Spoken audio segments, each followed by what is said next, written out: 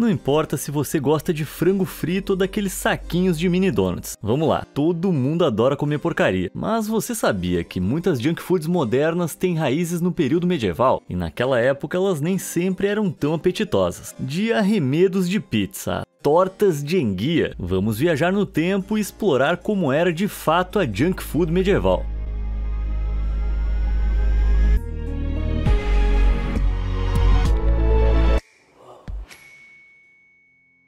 Tortas de carne.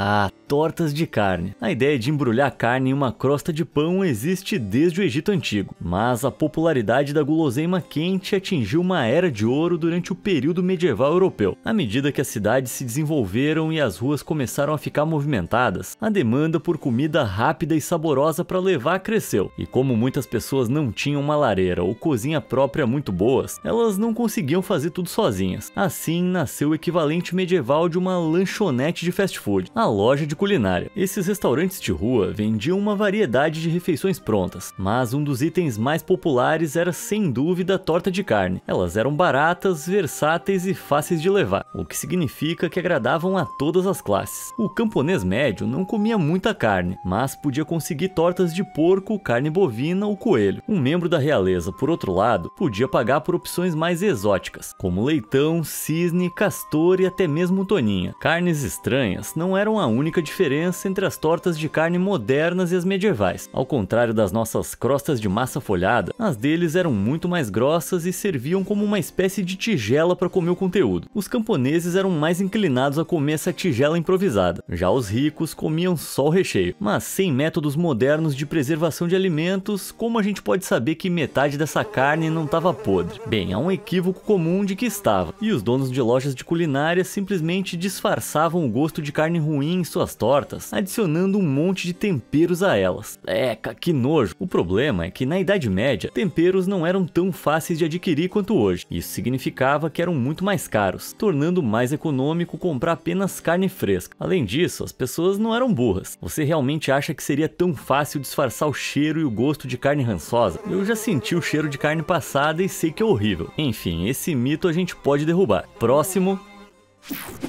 Waffles. Não tem nada melhor do que acordar com o cheiro de waffles fofinhos pingando manteiga e xarope. Mas na Idade Média, os doces tinham pouca semelhança com o que a gente conhece hoje. Para começar, eles não eram chamados de waffles. Eles tinham um nome muito mais simpático de wobblies. E eles também eram muito mais finos e maiores. Mas apesar de conterem basicamente os mesmos ingredientes, ovos, farinha, leite, tinha uma grande diferença. Eles não tinham açúcar. Como assim? Sim, devido a isso, esses primeiros waffles eram mais parecidos com grandes bolachas, e eram igualmente secos, sem aquele xarope para acompanhar. Mas o que talvez faltasse em textura e sabor, eles certamente compensavam em estilo. Em vez desses padrões sem graça de grade de hoje em dia, as formas para waffle, quer dizer, para wobblies na Europa medieval, eram muito mais elegantes e frequentemente tinham símbolos religiosos, brasões heráldicos e representações da natureza. Os cozinheiros seguravam essas formas sobre o fogo com pinças, até que a massa prensada entre eles estivesse cozida. A Igreja Católica foi a primeira a introduzir os wobblies na Europa medieval. Originalmente, eles eram servidos após as refeições, com uma bênção final simbólica. Depois que a igreja permitiu que as pessoas fizessem wobblies em casa, os designs visuais se ramificaram para incorporar menos imagens bíblicas. Os wobblies acabaram se tornando conhecidos como waffles no século XIII, e alguns séculos depois o famoso padrão de grade foi desenvolvido. Nem todos os waffles foram criados de maneira igual. Deixa eu te apresentar os infames waffles de peixe da Inglaterra. Sim, você não ouviu errado. Esses lanches totalmente abomináveis eram ainda piores do que parecem à primeira vista. Um livro de receitas do século XV descreve as instruções dessa forma: pegue o útero de um peixe e ferva bem. Depois, amasse em um pilão, adicione queijo macio e triture tudo junto. Em seguida, pegue a farinha e as claras e bata tudo. Depois, adicione açúcar e gengibre e misture tudo para fazer sua massa. Por fim, cozinhe waffles e sirva. Que delícia. Que nada, né? Parece horrível. Não sei vocês, mas a ideia de acordar com cheiro de útero de peixe e waffles de queijo açucarados parece um pesadelo, quase tão assustador quanto perder os futuros vídeos do Fala Sério. Então não deixa de clicar nos botões de curtir e inscrever-se para que esse sonho horrível nunca se torne realidade. Pizza. A pizza é uma das comidas mais amadas universalmente, mas será que a guloseima com queijo favorita de todos sempre foi assim tão boa? Parece que não. O primeiro uso registrado da palavra pizza pode ser encontrado em um contrato da Itália em 997 d.C.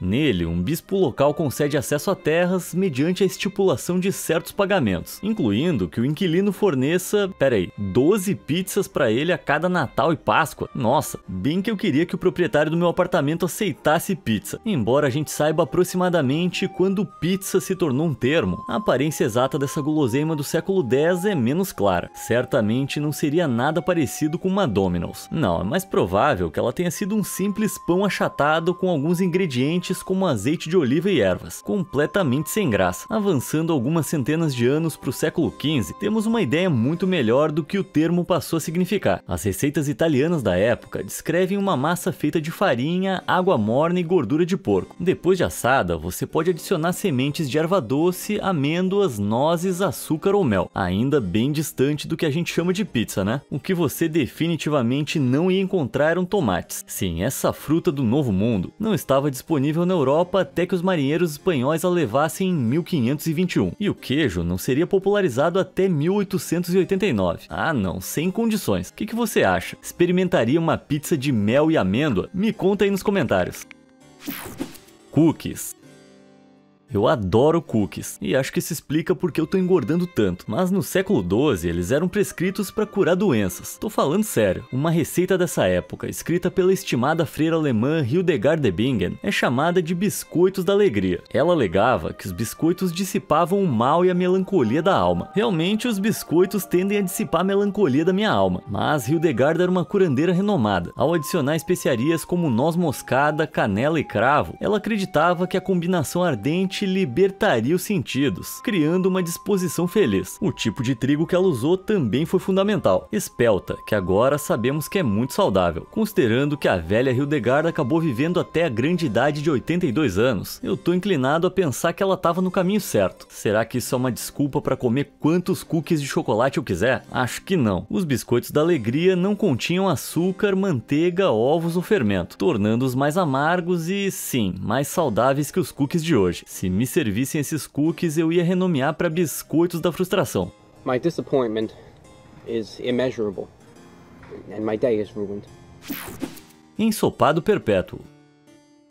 É 1389 e você acabou de se sentar numa pousada. O dono se aproxima e você pede uma comida. O que você recebe? Enquanto hoje você pode pegar um hambúrguer e batatas fritas, naquela época seria muito mais provável que você desfrutasse de um ensopado perpétuo. Um ensopado que provavelmente vem sido cozido há semanas, se não meses. Espera aí que eu te explico. Uma única panela de sopa cozinhando continuamente, ou ensopado perpétuo, era uma refeição popular em toda a Europa medieval. Embora a ideia de comer alimentos potencialmente velhos possa ser assustadora, na verdade é bem mais seguro do que parece. Bactérias não conseguem sobreviver em temperaturas acima de 77 graus, o que significa que desde que o ensopado seja mantido em fogo baixo, nada desagradável vai ser capaz de crescer. Claro, você não poderia manter os mesmos ingredientes cozinhando por dias sem que eles estragassem, mas com a comida sendo constantemente despejada e retirada para servir, é quase impossível que qualquer coisa fique na panela por tempo suficiente para perecer. Essa adição constante de novos ingredientes também ajuda a realçar o sabor, tornando o ensopado mais rico e complexo. Enquanto na época medieval uma panela normalmente era drenada e limpa para quaresma, os cozinheiros modernos conseguiram manter os ensopados por décadas. Desde que o seu conteúdo seja trocado regularmente e completado com fluidos, uma única panela poderia hipoteticamente continuar para sempre. Imagina ligar para o serviço de quarto e receber uma sopa mais velha que você. Panquecas. Até onde eu sei, qualquer dia é um bom dia para panquecas, mas tenho certeza de que você concorda que nenhum dia pede uma pilha daquelas panquecas pegajosas da terça-feira gorda. Que é isso? Bom, isso também remonta a, você adivinhou, Europa medieval. Durante a Idade Média, os cristãos jejuavam durante a quaresma, o período de 40 dias antes da Páscoa. Isso significava que eles não podiam comer carne ou outros produtos de origem animal, como manteiga e ovos, durante todo o período. Então, no dia anterior anterior à quaresma, a terça-feira gorda, as pessoas se entregavam às guloseimas que logo iam ser proibidas. Uma das indulgências mais populares era uma pilha fumegante de panquecas. Em muitos aspectos, essas guloseimas antigas não eram muito diferentes das de hoje. Ovos, farinha, manteiga e leite eram misturados em uma massa e cozidos em uma panela de óleo quente. Em vez de montes de xarope e bacon, as pessoas podiam adicionar vinho, ervas ou almôndegas. Achei meio estranho, mas até que não parece tão ruim. Porém, uma adição popular viria com consequências mortais sem saber. As atanásias. As atanásias são uma planta herbácea semelhante a samambaias, que se acreditava ter propriedades medicinais. Como tal, as pessoas moíam um punhado de flores e adicionavam seu suco à massa. Só que tinha um probleminha. Os caules delas são venenosos. E eu não tô falando de veneno que dá dor de barriga. Tô falando de danos ao fígado e danos cerebrais. Tem até histórias de pessoas que perderam suas vidas com apenas 10 gotas do óleo dessa planta. E o que é ainda pior é que as pessoas nem perceberam até um momento relativamente recente. As atanásias ainda eram adicionadas à panqueca até o início do século XX. Quem diria que a origem da simples panqueca podia ser tão perigosa? Creme inglês. Para qualquer um, exceto os mais ricos e influentes do período medieval, algo tão decadente quanto uma torta de creme seria um sonho impossível. Isso porque, ao contrário de hoje, o açúcar era uma mercadoria muito mais cara na Europa, e a natureza precisa do cozimento do creme não se prestava à cozinha de um camponês. Mas digamos que você foi convidado para jantar com o rei. O que você poderia esperar antes da sua primeira mordida na mistura de ovos e leite? Bom, você poderia notar um sabor ligeiramente estranho. Não se preocupa, é só medula óssea. É só o que você ouviu direito, mas não é tão nojento quanto você pode pensar. A medula óssea era adicionada a algumas receitas para fornecer gordura extra ao prato, derretendo-se nele como manteiga. Na verdade, é uma adição saborosa. Embora estejamos acostumados a ver creme amarelo e branco, os ricos decadentes da Idade Média também o apreciavam em vermelho e preto. E em vez de corantes artificiais, eles usavam sândalo e... sangue fervido. Se a ideia de creme ósseo e sangrento faz as suas papilas gustativas formigarem, você ia adorar estar na elite medieval, com muitas tortas de creme servidas em festas reais. Já eu fico bem feliz com aquela latinha de creme pronto do mercado. Torrada francesa. Pode ser um choque para muitos de vocês, mas o icônico lanche do café da manhã, a torrada francesa, não é de fato francesa. A verdade é que a ideia de pegar pão mergulhado em ovo e fritar em manteiga ou óleo existe desde a Roma antiga, porém se espalhou em toda a Europa medieval, provavelmente devido ao baixo custo e à simplicidade da guloseima. Não que todas as receitas pareçam tão deliciosas quanto a que você conhece. Uma do livro de receitas inglês do século XIV, The Form of Cury, envolvia molhar o pão em vinho, fritar em gordura e servir com sementes de coentro cristalizadas. Cara, vinho, sementes de coentro, só eu achei isso nojento. Na França, as coisas eram mais reconhecíveis, com uma versão dos anos 1300 quase idêntica ao seu equivalente moderno, além de ser frita em banho de porco. Água de rosas também era adicionada a algumas receitas, o que soa estranho para nós agora, mas era bem prevalente na época. E o que é mais estranho é que essa torrada francesa perfumada pode ter sido servida com açúcar junto com pratos saborosos, como carne de caça. Pra mim não vai dar, eu passo. Pão de gengibre.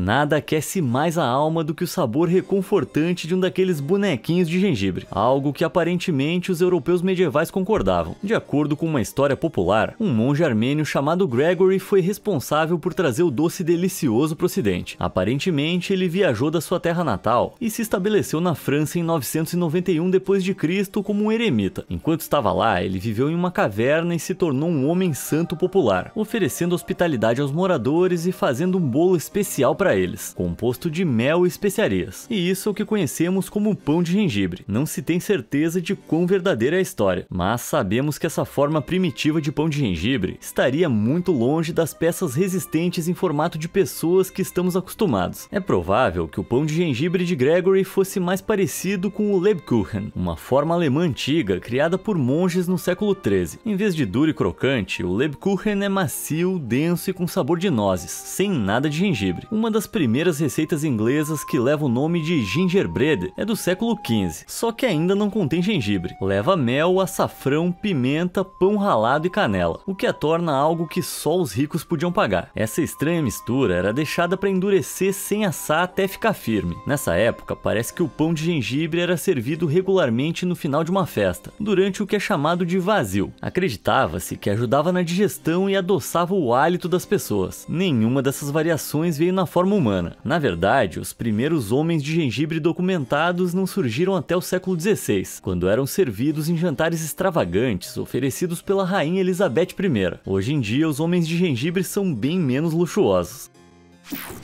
Torta de lampreia. A tal da junk food nunca foi exatamente conhecida por benefícios à saúde, mas poucos alimentos são tão decadentes que poderiam ter matado um rei. Deixa eu te apresentar a torta de lampreia. Se você não conhece, lampreias são peixes parasitas sem mandíbula, que parecem ser mais apropriados em seus pesadelos do que na sua mesa de jantar. Porém, esse prato horrível era apreciado por todos, desde os camponeses até a realeza da Inglaterra medieval. Alguns motivos para sua popularidade eram o seu baixo custo em comparação à carne e o fato de poder ser comido durante a quaresma. O melhor de tudo é que, apesar de parecer horrível, a lampreia na verdade tem um gosto muito mais próximo da costela bovina do que de peixe. Na verdade, a torta se tornou tão popular na monarquia inglesa que se tornou uma tradição que uma torta de lampreia fosse apresentada a cada novo rei e rainha. Agora, isso não foi nada bom para o rei Henrique I. Várias pessoas, incluindo o escritor Charles Dickens, documentaram que o monarca morreu de indigestão e febre causadas por engolir muitos peixes sugadores de sangue. Sim, a lampreia pode ser venenosa se não for preparada corretamente, mas muitos reis são conhecidos por terem exagerado no peixe sem problemas. De fato, pesquisas recentes sugerem que é mais provável que Henrique tenha morrido de uma infecção repentina do que de vício em torta de lampreia. Se essas boas notícias te motivaram a experimentar, eu acho que você tá sem sorte. Devido à degradação do habitat, infelizmente as lampreias se tornaram cada vez mais escassas em toda a Europa. Talvez na próxima coroação a gente possa começar com um balde de frango frito de presente pro rei. Se fosse eu, ia preferir 1000 vezes. Linguiça. Assim como alguém nas cidades de hoje em dia pode parar em uma carrocinha qualquer e pegar um cachorro quente imundo, as pessoas compravam linguiças desde a Idade Média. A ideia de preservar carne seca ou defumada dentro de tripas intestinais não era nova nem naquela época, com registros do processo que remontam à Grécia Antiga. Mas na época medieval, centenas de variedades de linguiças foram desenvolvidas, dependendo de onde você morava na Europa. E de fato, qualquer coisa, de carne de porco a toninha, poderia servir de recheio nesses intestinos, embora essa iguaria em particular fosse reservada para nobres, com uma receita inglesa descrevendo sangue de toninha e aveia sendo misturados para fazer morcilha. Eu preferia ter vivido na Alemanha, onde eles se contentavam com o Bratwurst. A receita mais antiga conhecida para esse clássico alemão remonta a 1432, e, curiosamente, as diretrizes do governo daquele ano afirmavam que qualquer fabricante de linguiças que não usasse a carne mais pura seria multado em um dia de salário. Então tinha algum controle de qualidade mesmo naquela época. Com imagens contemporâneas de fabricação de linguiças de toda a Europa, fica claro que era uma comida de conveniência muito popular, e em contraste com muita junk food que apareceu nesse vídeo, permaneceu relativamente inalterado ao longo da história. Cheesecake. O cheesecake existe há séculos. Ele foi até servido para atletas gregos durante os primeiros Jogos Olímpicos. Mas essa guloseima cremosa realmente ganhou destaque na Idade Média. Um doce popular do rei Ricardo II, no século XIV, o sambucade é considerado uma das formas mais antigas de cheesecake na Inglaterra. Ao contrário da sua contraparte grega, que usava um tipo de queijo de cabra chamado misitra, o sambucade usa queijo cottage. Há também a adição de uma crosta, definindo o padrão para todos os cheesecakes daqui para frente. Como estamos falando da Idade Média, os chefes costumavam jogar um pouco de água de rosas e flores de sabugueiro secas. E mais estranho ainda é que um livro de receitas contemporâneo recomenda especificamente a sobremesa para mulheres da noite. Ok, acho que nunca tem uma hora errada para um cheesecake. Agora, depois desse momento aí, acho que um cigarro parece mais convencional. Ovo falso. Falamos sobre restrições alimentares durante a Quaresma, mas é difícil descrever o quão restritivas elas eram para uma pessoa comum na Idade Média. Cansados de não poder comer carne e laticínios, alguns chefes recorreram a imitar os alimentos proibidos da melhor forma possível. E é aqui que entra o ovo falso incrivelmente popular. Um livro de receitas de 1430 instrui os chefes a encher uma casca de ovo vazia com uma mistura de geleia à base de leite de amêndoa ao redor de um centro crocante de amêndoa e em seguida tingir o meio de amarelo com açafrão e gengibre. Não sei vocês, mas pra mim não parece nada com ovo. Tipo, nem de longe. Em termos de textura, teria se parecido mais com comida de bebê, mas era muito popular. Isso porque as pessoas ficavam desesperadas durante os dias de jejum por qualquer coisa que se parecesse com a sua dieta normal. Alguns chefes pegavam salmão rosa e ovas de lúcio branco e os colocavam nesse formato de listra pra meio que imitar bacon. Agora, se tinha gosto de bacon, duvido muito. Outros chefes foram um passo além e defenderam cozinhar golfinhos, apesar de eles serem tecnicamente mamíferos. Um pobre garoto de escola do século XV escreveu isso: "Você não vai acreditar no quanto estou cansado de peixe, pois eu comi nada além de peixe salgado nesta Quaresma, e isso gerou tanto catarro dentro de mim que bloqueou os meus canos e mal consigo falar ou respirar." Coitado, que bom não ter vivido nessa época. Pretzels.